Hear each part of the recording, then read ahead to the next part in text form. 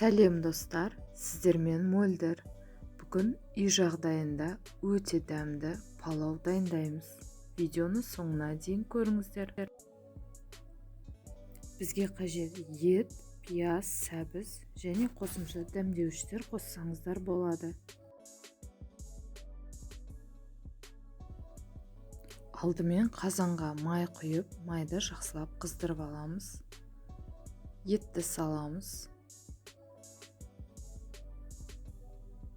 Етті шамамен 5-10 минуттай екі жағын қуырып аламыз.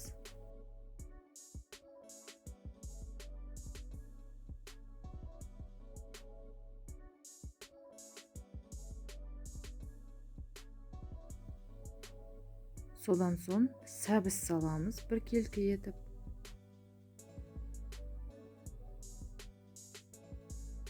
Оның үстіне пияз саламыз. Және тұз сеуіп, сәбіз жұмсарғанға шейін кішкене бұқтырып қоямыз.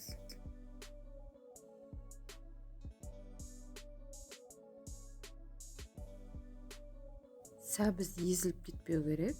Кішкене жұмсарған соң су құйып, су қайнағанша қайнатамыз. Суға ет батып тұру керек.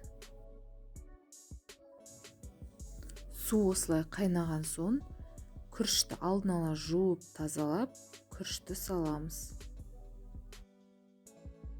Күріштің суы тартылғанға дейін қатты отта қайнатамыз.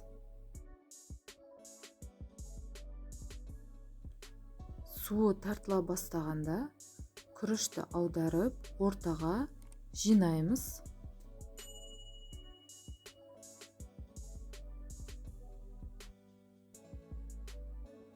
Содан соң осылай араларын ашып, тесіп қоямыз.